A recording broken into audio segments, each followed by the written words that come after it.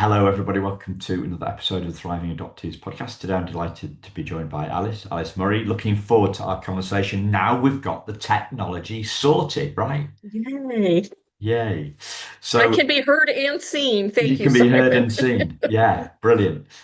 So frequent visitors, loyal visitors, listeners to the show would know that Alice has been on the podcast before. So if you haven't heard her interview before, I'd urge you to check that out, and there'll be a link in the show notes to that, listeners. Alice is she's an auntie through adoption, and she's also an adoption professional. She's an adoption attorney. And what we're going to dive in today is her new book, which is God Adopted Us First, right? Did I get that right? Yes, sir. Yes, Yeah, sir. okay. So and it's a compilation of stories, right? So Yes. why did you come up with that title, Alice? What's the title about for you? For me, I'm a woman of faith, and in the Bible, it tells us that we're all adopted into God's family, which is a very positive thing because there's a lot of stigma about adoption. And I thought, well, this is wonderful. If God's adopting us, then we should all be proud to be adopted. And I think there are some negative and skewed views of adoption. So, whether you're a person of faith or not, it's interesting to see different stories and how they play out because no two adoption stories are the same. And you might resonate with some of the things that happen in these stories if you're touched by adoption, or if you're thinking about adoption, you may say, well, that wasn't what I was thinking would happen, but maybe we should consider that. So I just wanted to open people's eyes to both the process and the positives, especially if you're a person of faith, that you can find in the adoption process. Okay. So what when you say adopted into God's family and Mhm, the pride in that, mhm, to me that's about that, because I was kind of raised in a Christian household. I went to a Christian school where we sung hymns every morning, where mhm. we listened to a lesson every day, but it didn't float my boat, right? I didn't, Right. it didn't grab me. However, the way that you're describing it as being part of God's family, that to me that speaks to identity, our identity, and that is more fundamental than our psychology, right? Right. So when I think of trauma, I think of our psychology rather than our identity. Does that make Yes. sense? So I'm making a clear distinction here between psychology and identity. Right. And being part of God's family talks to me a lot about um, the essence of who we are, and there's a certain power in that. What does that mean to you? What does being part of God's family mean to you? Well, it tells me that families are created in different ways. It may not be the way that you're initially thinking. It may not be a biological child. It may not be a newborn, but families are based on love, not necessarily biology. And it's a choice that you make to add somebody to your family. And that's a very positive choice. One of the stories in my book is about our legal secretary that worked for us for a number of years. She and her husband adopted a little boy, and they told him from the time he was yay high, we decided we chose you to become a part of our family, and that was very positive for him. And I'm not glossing over any loss or grief that's on the other side, but he didn't think that was horrible. He didn't think that was a stigma. He understood he was loved and wanted by his adoptive parents. So when he got to be school age, the parents got a call from the principal, and the principal's like, we've got a problem with your son. And they're going, oh no, what's wrong? And he said, he thinks he's better than all of his friends. He's going around and telling them, my parents chose me, but your parents had to have you. So it's like he sees it as a positive. I mean, there's positives to both, but there is no stigma to being adopted. It's just a different way to create a loving family. Yeah. And I'm just talking about creation because there's lots of other emotions involved in the process, and the book gets into that. But Yes.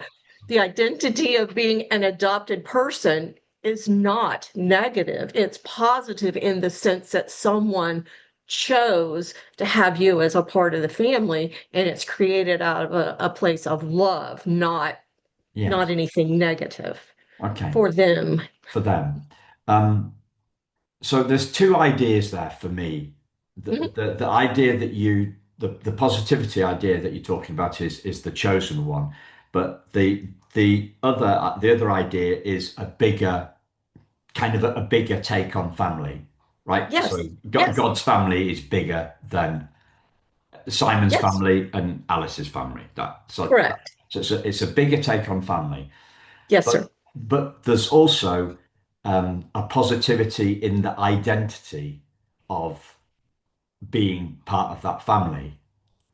So being part of God's family has a brings gives us a positive spin on our own identity, because if God Correct. is good, right, and we're part of his family, then we're good too. What does can so that's kind of what comes to my mind as I think about this. Where do you see that? Where do you see the positivity as being part of God's family? Well, we're part of something larger than ourselves. We are loved, and I think every individual craves love and acceptance. So being a part of a family, regardless of who you are or what you've done, or through no works of your own. I mean, if I handle newborn adoption, so newborns have no choice in where they go. So through nothing of your own, someone loved you enough. Now, just because you're a part of God's family doesn't mean you're necessarily good, but it should motivate and challenge you to be good and to help others. And that's the essence of faith. We say God is love. We want to help others. You know, if people need assistance, we help them. If it's, something that we can do, we want to do that. And helping create families or empowering adoptive families. I know my church has an adoptive foster parent support group. And it's like we want to encourage people who are helping others or children who are in a difficult place. So whether it's by coming alongside them and helping do household repairs or providing meals when a foster placement is made at the last minute. We want to channel love and good and see that we're all a part of a family and we would help our brother or sister that needed something. And as God's family, we're all brothers and sisters. So we should be helping each other, not just in the adoption context, but in any context. Yeah.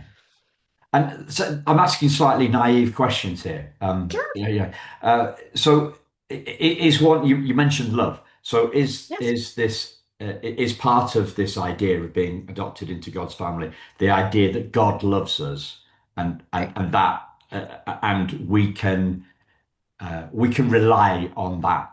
We can rely on that love, and that love is unconditional, I guess. What Yes. does it Our mean? the love is conditional, just as a parent. And whether you're adopted or biological, love can exist. And it's not because of who you are, it's your relationship. That's your child.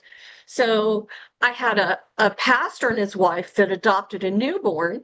And after a while, well, before they even received the placement, the pastor confided to me and he said, I'm not sure I can love an adopted child like I would love my own biological child. And then weeks after they received the placement, he calls me and he said, Alice, I was wrong. The birth mother had smoked during the pregnancy, so the infant went through the nicotine withdrawal, so the shakes and couldn't sleep. And he Wow. would sit up at night and rock that baby. And he said, I spent hours every night comforting that baby and watching her fall asleep in my arms. And he said, I couldn't love her anymore if my wife had given birth to her.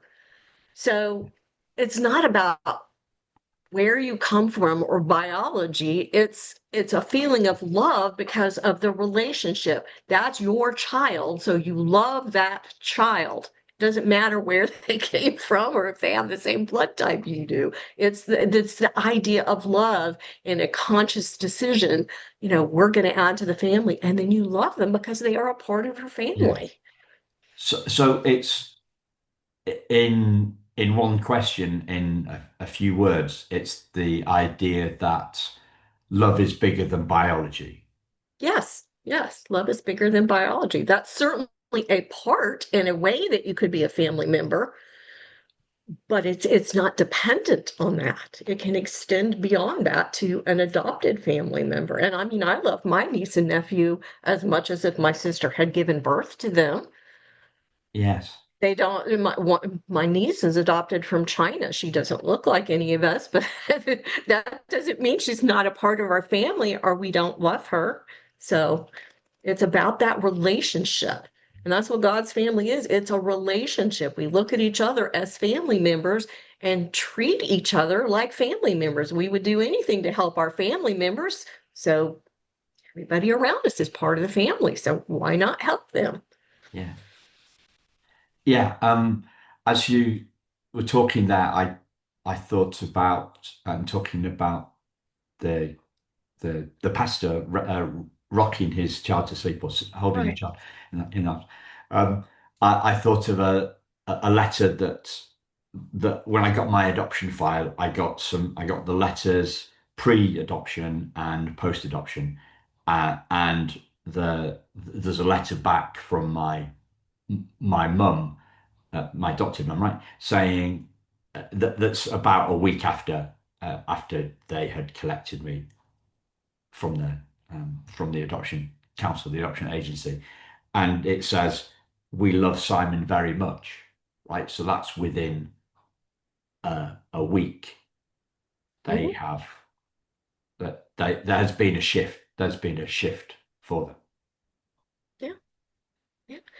And the book doesn't just concentrate on adoptive parents. There's a lot of stories regarding biological parents because I think there's a lot of negative views sometimes of birth parents when you say, oh, how could they, give up their child or abandon their child? And it's not like that for most. I'm not gonna, there's never anything that you can say about anybody that's entirely true for anybody, adoptive parents, attorneys, whatever. But most of the time, I saw it was a very difficult choice for the birth mother to place her own child. And she was coming from a place of love in doing that. She's sad. She's recognized she may not be in a position to parent, but at least she's giving the child a good life, or at least what she perceives as better than what she could do. And I have nothing but the utmost admiration for birth mothers who do that. There was one situation, and I remember it very clearly. The birth mother had some mental health issues, and she was taking medication to keep her on an even plane. And the doctor indicated, he said, well, those psychotic medicines are going to may harm the baby. And she made the decision to get off those medicines for a number of months to protect the child that she knew she was giving up for adoption. And she went through so much. I mean, I saw it and I just, my heart just, I had so much admiration to go through that, to put yourself behind, taking care of this child. And it was just, like I said, I have the utmost admiration, and I'm not saying I've never seen it, but the vast majority of birth mothers are just trying to do the right thing. They're not abandoning their child. They're doing what mothers do. They're making a decision to do something that's what's best for the child. It may be hard. You don't want to spank your child. You don't want to restrict your child when they do something wrong. But the bigger picture is you have to do what's best for the child. And what's best is different in every circumstances. It may be raising the child, but in some situations, birth mothers don't have a chance. We've made placements where the birth mother said, well, if I don't make this placement, the Department of Children and Families is going to come take my child and put the child in foster care, and I don't want my child in foster care. So again, the choices are not always, it's one or the other, and it's not always good, but I my admiration is soaring for Yeah. the birth mothers I have worked with. Yeah. And then another reason that prompted me to write this book, which I have a picture of right there, we've got the attorney. I work on the coast of Florida, so we've got the short red-haired attorney sitting Yeah. on the beach. But I had a couple, it was a young couple, and this story's in the book, but she had some mental health issues. And the birth father, they were a couple, they were addicted, he was addicted to alcohol, and he'd had like 2 or 3 DUIs and was on house arrest. And I was like, they just knew that they couldn't take care of their own lives, much less a baby. And they made the conscious decision, let's find a great family to adopt our child. We'll stay in touch and, exchange information and pictures. That's fine. And then his family said, how could you do that? That's unbiblical. You don't just give away a baby. If God, if allowed her to get pregnant, then you ought to raise it. And they were just, they're racked with guilt because they know they can't handle it. I mean, he's confined to his apartment on house arrest, and she's struggling with mental health, and they know they can't do it, yet they got this resistance. And I thought, people need to understand that that's not how it is. I mean, we have the verse in the Bible, God adopted us. And then there's Bible accounts of adoptions. I mean, Moses was adopted by Pharaoh's daughter, Queen Esther. She became queen, but she was raised as an orphan by her cousin Mordecai. So there's instances in the Bible of adoption. So it's not unbiblical. I mean, the thing we should do above anything else is love one another. And if you love your child, you want what's best for your child. And that just broke my heart to see those parents just heaping the guilt on the birth father for that. Yeah. Now Yeah. in some instances, it may be best for the birth mother to parent the child. And there were times somebody had called me and said, I've decided to parent. And I'm like, because I really thought you could do. I'm thinking to myself, I thought you could do it, and I'm glad you made this decision. So it's not for everybody, but if someone recognizes that's really the best decision, they shouldn't be guilted to say it's not biblical or you're abandoning your child. That's not it at all. Mhm. So the adopted into God's family is for all of us, right? For a woman of faith, Yes. Now, it's for I all of us. have, I obviously it's got a faith-based title, and Yeah. there's some faith lessons that follow each story. But even if you're not a person of faith, you may say, "Well, I want to hear about some of these stories." And if I had an adoptive family member, or I placed a child, or I'm an adoptee, I want to see what happened to other people. So there's 40 different stories, and it involves different people in the adoption process. There's some about me as the adoption attorney. There's some about the biological parents. There's some about prospective adoptive parents. There's one about the couple about the judge. There's a lot of people that are touched by adoption. So the stories are really cool, and you get an inside view. I mean, a lot of people are skewed. They either think it's really negative or really positive all the time. And the truth is, there's Henry Wadsworth Longfellow wrote a poem about the girl with a curl in the middle of her forehead. And it's like, when it's good, it's really good. And when it's bad, it's horrid. And most of the time, things work out really well, but sometimes they don't. And people need to understand, it's an emotional roller coaster, and different emotions are felt by different people, lots of different emotions. And I think people can see lots of things happen. And it's not just, oh my gosh, our adoption was so difficult. And I thought it was just, it's all sweetness and light, and you bring the baby home from the hospital and everything's wonderful. But birth parents have difficulties, adoptive parents have difficulties, there's different difficulties in the court system. So there's no cookie cutter No, adoption. no. There's nothing that's the same. And people need to get a good idea, or can say, hey, I felt that way too. I'm not, you know, it's not just me. Other people feel the same way going through the process. So it's Yeah. just helping people to get a better view of what goes on. Yeah. So after 35 years, I won't say I've seen everything, but I've seen a lot of things and Yeah. a lot of common things that happen. So you referred that to as the emotional roller coaster. So What have you learned over those 35 years about uh, riding that riding that emotional roller coaster with perhaps more ease than some of us have? What is it? What are the learnings that you've got in terms of the ups, navigating adoptions ups and Right. downs? Well, I think being prepared and have realistic expectations is one thing because there's what you think is going to happen and then there's what happens.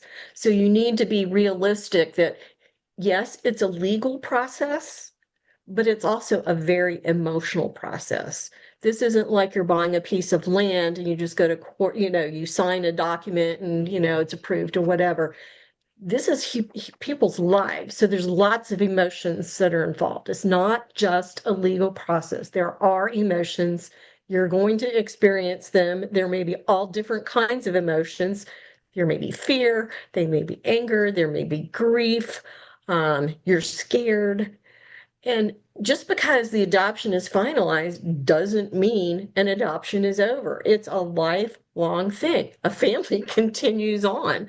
So just because a placement is made, then you still have to navigate things. I mean, from my perspective, the child needs to know that they were adopted, chosen, very positive. Your mom loved you. This is why she did this, so it's not a shock later on. You need to know these things and prepare the child. But, the kids can be cruel. And if people have a negative view of adoption, you're adopted, and kids are cruel. I know my grandson's been bullied because on his dad's side of the family, there's some Hispanic family members and they were very ugly. So, but it's not. They have to have a good perception of themselves. It's not a stigma. And the parents need to be prepared that some people out there are going to see that negatively and prepare the child. But no, this is a positive. You know, Yeah. you're loved. You were chosen. It's not a stigma. Your mom loved you. She made a choice out of love. And if you prepare the child, I'm not saying it's not going to be hard if somebody says something negative, but at least you're better prepared for it. And if Yeah. you're not prepared that it's going to be emotional roller coaster and you think, the judge signs the final adoption and that's it, you don't have to worry about it anymore. Everything's sweetness and light. That's not it. There's going to be feelings of grief and loss. The child will grow up, maybe wonder if mom didn't want to have any contact, what happened with mom, what's going on. I don't know. Or it may be you're scared to find out. Like my nephew's kind of iffy about whether to meet his biological mother, you know. But at least you're prepared to understand these things are going to come down the road. It's not just we sign the paper, you get the baby, and life goes on wonderfully for everybody. That's just not realistic. So, how does faith help the adoption journey for you? Well, for me, I can see four things that I would say help people with adoption. First of all, it may be a motivation because you want to help others. Not I'm going to save the world or anything, but it's your family. So why wouldn't we help? Whoever it is. So I think it may be a motivation because you love your human family, the big family, and you want to help. It may be confirmation that it's okay to adopt. I mean, I had many clients, adoptive parents that had struggled with infertility, and they're like, well, we love children. We'd like to help people. We want to have a child. We think we'd be good parents, but is adoption the way to go? And like I said, there's biblical stories that say adoption's okay. If a birth mother makes a conscious choice, this is, the best option of what's available to her, then, it's not, you shouldn't be stigmatized that, oh, that's unbiblical. No, it is. So it can be a confirmation that that may be a way to grow your family. It doesn't have to be a biological family. And then when you go through the process, like I said, it's an emotional roller coaster, so it can provide some comfort and guidance. It's scary. Like I said, my sister and her husband adopted two kids, so I've seen adoption from the adoption professional side, but I've also seen it from the family side, and it's scary. Like, oh my gosh, what if this doesn't go through? Or are we going to be good enough to handle this? Or how are we, So there's a lot of things, but you have comfort in your faith. God's directing everything, everything works together for good. You have someone that you can ask for, strength and, guidance. So guidance. So motivation, confirmation, guidance, and then navigating being a family. I mean, like I said, the adoption does not end just because the judge signs a final judgment. I mean, then you've got to live your life as a forever family. Excuse me. And how do we navigate things like, do we tell people we're adopted? I mean, I've had some friends that, in fact, my husband's an adoptee, and he said, people were shocked to find out, he was adopted. He knew, but it was like, you know, wow, your mom's your mom. It was like he thought it was natural and normal. He doesn't have anything to do. He knows his parents were very young and unable to raise him, and but there are times when people will, well, what about this? And you're going to have to deal with your child if you're an adoptive parent. What do you say? How do you say it? How do you present it? How do you help them navigate things if people do say ugly things? Because people are human and imperfect, and people are going to say, especially kids, cruel things. How do we navigate this? Yeah. So, So how does how you mentioned the word stigma a couple of times. yes. How do kind of faith and stigma, how do they relate to one another? Well, I think the stigma is they're focusing on how you got to be a member of the family, not that you're a member of the family. Does it matter? I mean, in God's family, it doesn't matter. We're all family. We can be male, female, different races, whatever, but we're all a part of the family. So faith, take off the take the magnifying glass Yeah, away, and it's a family member. It doesn't matter about anything else. You love them because of that relationship as a family member. yeah, So I think the faith helps you to do that. We're all a member of God's family. It doesn't matter what continent you're on or gender or anything like that. We're just family members. yeah. I was thinking from an internal perspective, from an adoptee's perspective, in Mhm. terms of them thinking themselves as less than, in some way, and how faith uh, how faith might be, I don't know, an antidote to that. How do you see those two things for an individual adoptee? Well, again, if you focus, faith is based on love. And if you can see that there was love on both sides of the equation, the birth parent made a decision because that was the best option out of a place of love, and you're taken into another family who loves you just because you're a family member, regardless of your circumstances, that's a win for everybody. And I think it also helps the perspective of the child. I mean, there's always going to be a sense of grief and loss because you don't have that biological family, because we're human and we're going to go there.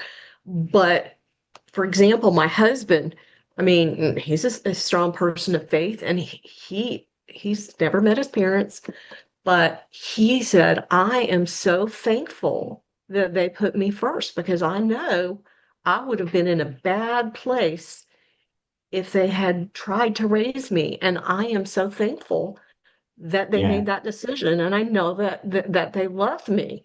So again, I think the faith helps you focus on family, part of a family, and the love part of it. So that's a positive. So I think the faith part of it helps you to be positive, whereas the stigma is a negative. yeah, And again, I'm not saying there's no negatives about adoption, because clearly, clearly there are. I mean, it's hard. There's grief, there's loss on both sides. I mean, most people would prefer to have a biological family. So if they turn to adoption, it may be, I had one lady that had had 12 miscarriages before I made a placement with her. So, I mean, this woman had been through grief and loss. But again, adoption provided a positive. It was a way to create a family help a child in need. So I think we need to focus. I think our culture today is just so negative. You're always looking for something that's wrong with somebody or how they should have done something better. And I think we need to focus on the positive. And I think that's where the faith comes in Yeah, because it's love and a family relationship, regardless of who you are or where you came from. You're part of our family and we love you and we're going to help you. yeah, yeah, And if we all acted like that, not just in adoption, but in general, yeah, the world would be a much better place. indeed. So, Uh, did you, in considering these stories, did you learn of, uh, did you hear, you talked about gratitude and your yes. husband being grateful for his birth parents putting me first, I think was the word that you used. If I scribbled those down. Um, did you come across there's a bit of some adoptees have a backlash, right? Mhm. So that perhaps the adoptees that have had a tougher time than others, and they haven't felt grateful, and people have told them that they should be grateful, and then there's this clash, right? Have you come across that? I have not because most of the time, once I made a placement as the attorney, I didn't have a lot of contact with the Mostly, adoptee when they got to an age. I mean, I practiced for 35 years, so yes, yeah, I am in contact with a few adoptees who are adults, and I have not experienced that with them. But again, I think if you have a feeling that I'm not grateful, it may be because they don't, and I'm not saying this about everybody, and I don't know because I'm not an adoptee, but I think that the negative bubbles up because you don't know. If you've not met your biological parent, and so you wonder what happened? Why did this happen? Did somebody force my mom to do that? No, I know years ago that happened. Tina, and I've talked to people that happened too. Back in the day, it was a real stigma to be a single parent. And that girl was forced, whether she want to or not. Her parents like, you are placing this baby for adoption. Now I get that, right? That's wrong. Today, that's not how it is. No, nobody is really forced. I would never, and I always say that when I would take a teenage birth mother's consent, I would say, I'm sorry, but your parents need to step outside the room. And I would look at her and tell her, I mean, I had a 14-year-old one time, and I said, this has to be your decision. And if you are doing this because your parents are forcing you to do that, you tell me that. And I will walk out of here and I will not take a consent or place your baby. And I will just tell your parents, I'm sorry, this can't go forward. So it's got to be a decision, but it's hard to be grateful when you may have the view that somebody was forced to do this and you were taken away. And, you know, if that's what you think, I understand that's a place that you could come from. So knowledge is power. So the more you know about the situation, the better. So the older the adoptee is, I understand that feeling because it was not like it was, years and years ago. But now it's much more, it's the birth mother's choice. Now, when I say choice, it's the best option under the circumstances. And maybe they don't know what the circumstances are. Um, and again, I think it's coming from a place of hurt too. You know, I don't know what happened. I'm torn away from my biological family. I didn't get to experience that, and that is a loss for everybody. Even if you're grateful, it's still a loss, but it may help you understand it a little bit better if you read some of these stories and see why these birth mothers are making these decisions. You're yeah, still going to experience that loss, but it wasn't like, the child was ripped away like it yeah, was in the past. And I can't remember the name of the movie, but there was a movie about, I think it was in Ireland, and the nuns were forcing the single girls to place the children for adoption, and that's horrible. yeah, It should be, it's the parents. And I always tell workers is that you're the only one that can make this choice, not me. It's your yeah, child. You have to decide whether you can do this or not. So I think the negativity comes from, in part, you know, the hurt and the loss of being separated and perhaps not understanding why the parent came to that decision.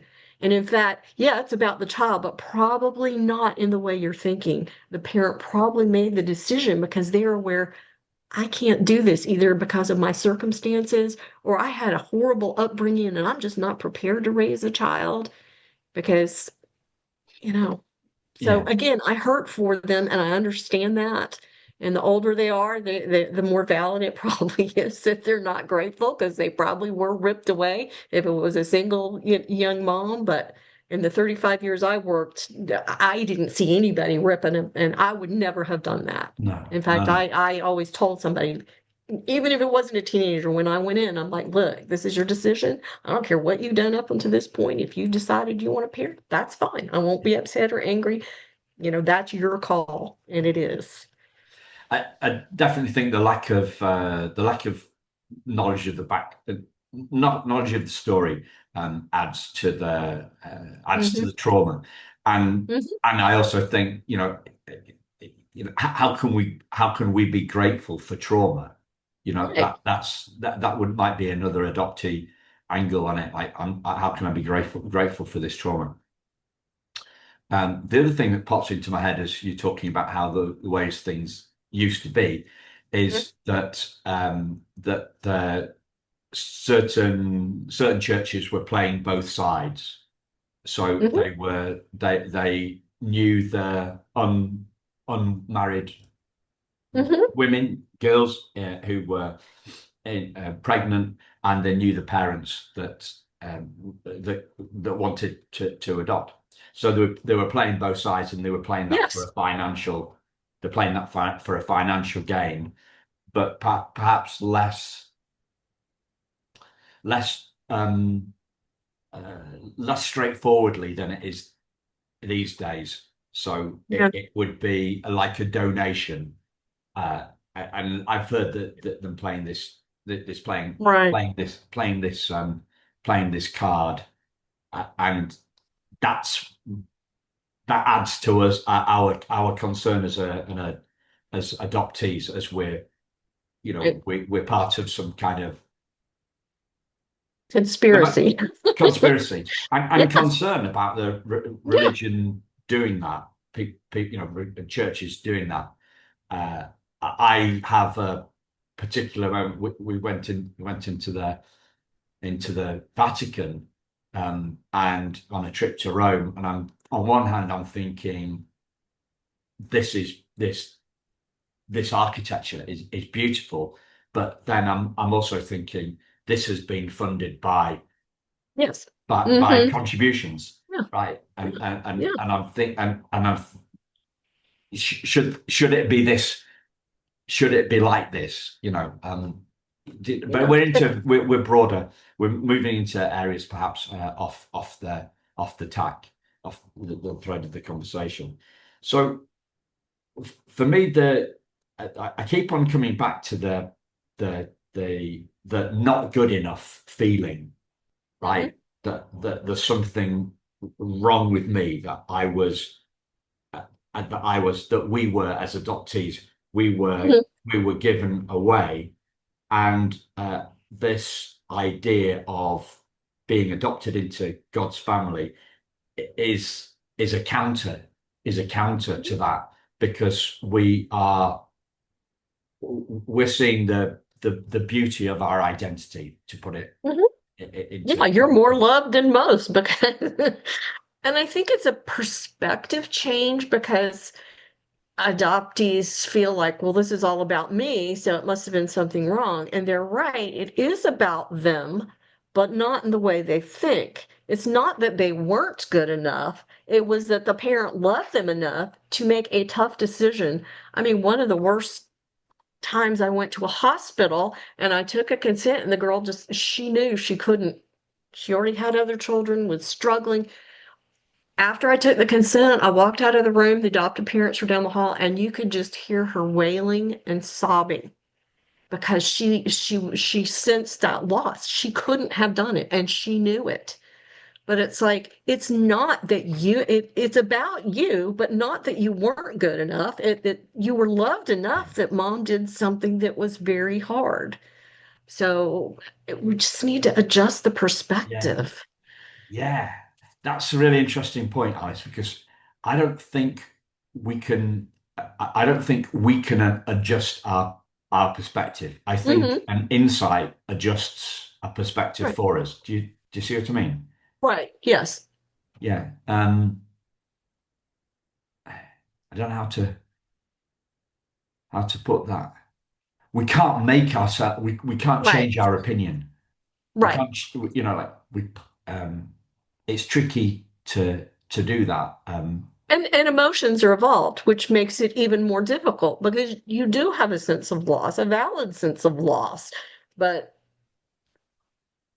if you try and see, and again, everybody's going to experience loss. I mean, the adopted parents experience loss because they couldn't have a Yeah. biological child, or they've lost, or Yeah. it's everybody experiences loss. But again, maybe spring off of that and see, yes, it was terrible, but let's see that something beautiful has come out of it. Not that this didn't happen, but that it's just like having a baby.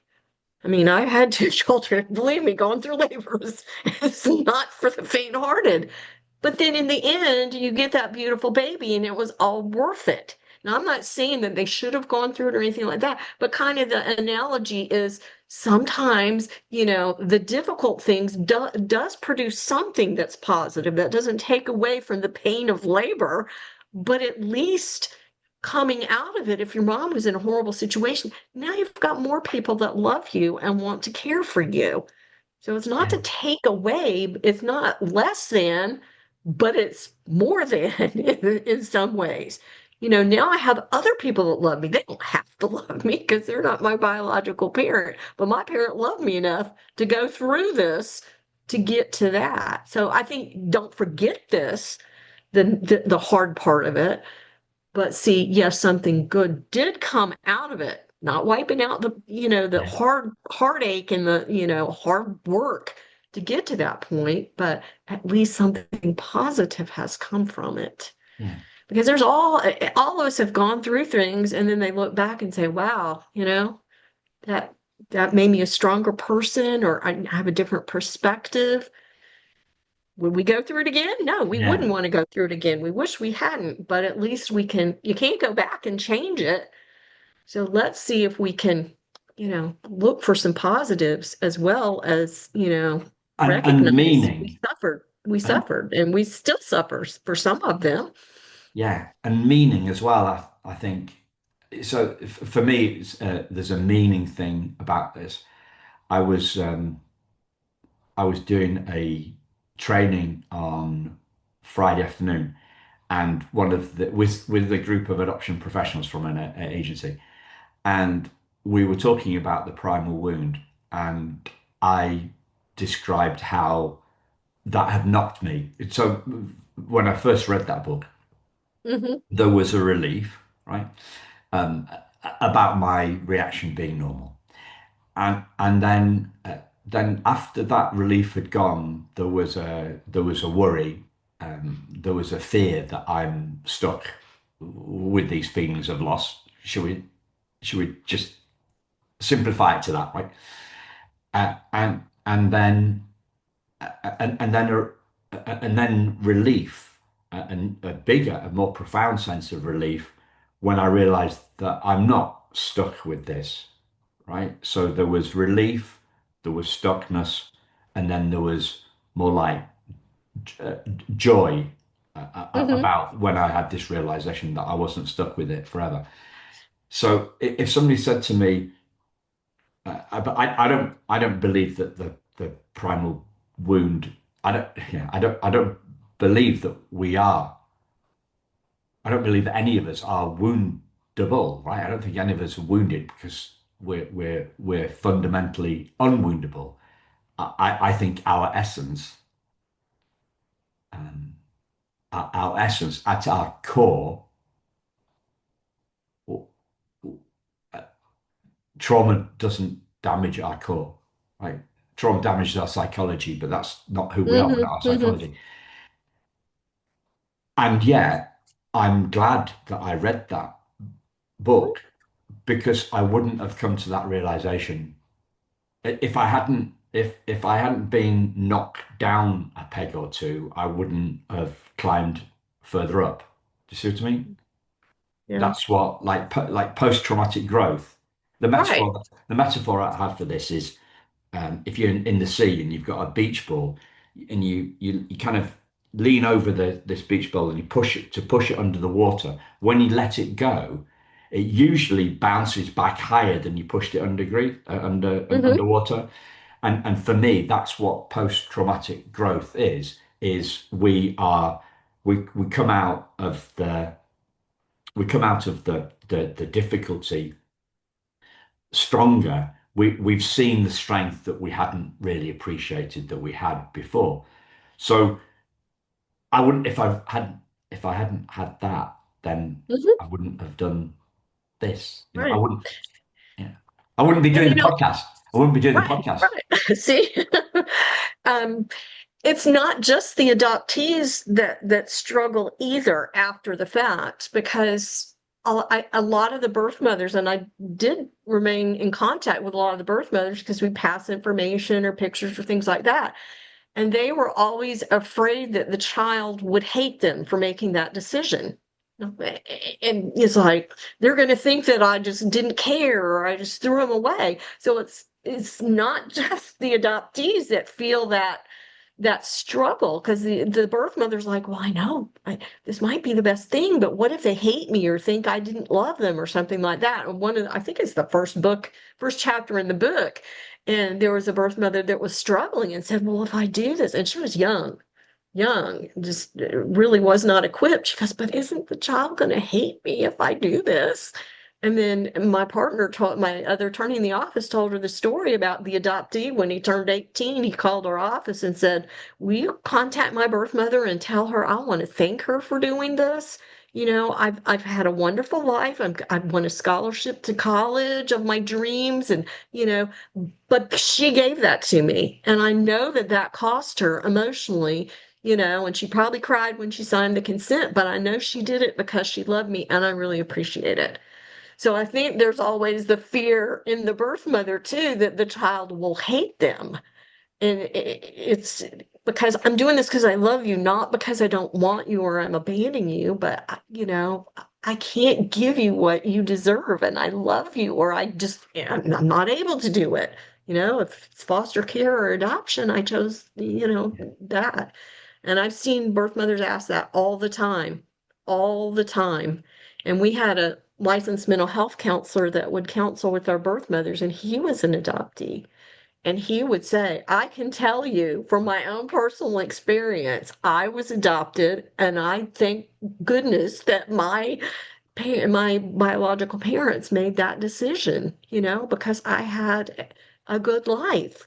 And it goes both ways. The birth parents are worried too that the child will hate them for thinking they're just abandoning or didn't care. And that's not the case. yeah, And like I said, that birth mother that was on the psychotic medicine, and she was just struggling in what she went through to give, and then it wasn't that she hated you. She went through a lot to give you something that she thought was better. So, I mean, I think there's trauma on both ends.